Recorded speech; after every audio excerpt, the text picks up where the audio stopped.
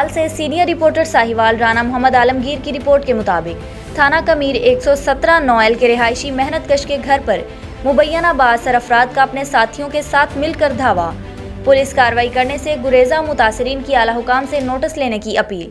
थाना कमीर के इलाका 117 नौएल के रिहायशी अहमद यार के घर पर मुबैना बासर अफराद का धावा चादर चार दीवारी का तकद्दुस पामाल करते हुए घर में मौजूद खवातीन बच्चों पर मुबैना बेहिमाना तशद्दुद, जिसकी इत्तला मुतासरीन ने मुतलका थाना को कर दी। पुलिस मौका पर पहुंची, सारा वक़ुआ देखने के बाद मेडिकल के लिए डॉकेट जारी कर दिया। बासर अफराद ने अपने सियासी असर रसूख की बिना पर मेडिकल और FIR के इंदराज को रोक लिया, जिस पर मुतासरीन इंसाफ के मतलाशी दर बदर की ठोकरें खाने पर मजबूर।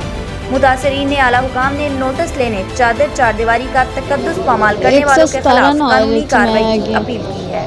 मुंडे आके बखी पैने उन्होंने आके ज्यादती की है, आके मारिया कुटिया ने मेरे बंदे नू, मैनू, नबील, जमील, खलील, ये चार मुंडे से ये आके बखी पैने। हुण मेरी कोई भी नहीं सुनता, मेरी दरखास्तां कोई भी नहीं दे रहा, रिपोर्टां लुका के रखिया हुई ने।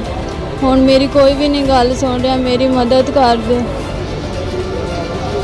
वजीर जी। 117 की रैश है, बहुत माड़े बंदे हैं, गरीब हैं, जिमीदार हैं, बहुत तकड़े हैं। घरे आके ज्यादती की इन्हें। मेरी भाभी नू बाली बच्चा होने वाला सी, मेरे भाई नू मारिया सी, मेरी भाभी नू मारिया है, सोटे मारते रहे, पिस्टल मारते रहे, बहुत कुछ करके बच्चा ज़ाया हो गया। हस्पताल जी कमीर गए हैं, थाने गए हैं, उन्होंने जी साहिवाल रेफर किया है, कोई नहीं सुनी, इन्हें छुट्टी दे दी इन्हें। हुण जी डॉक्टर आपदा वो तकड़े बंदे हैं, साडी डाकट नहीं दे रहे।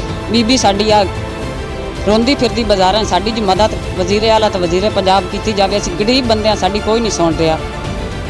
सर जी सानू मैडिकल नहीं मिल रहा, असीं गरीब बंदे हैं।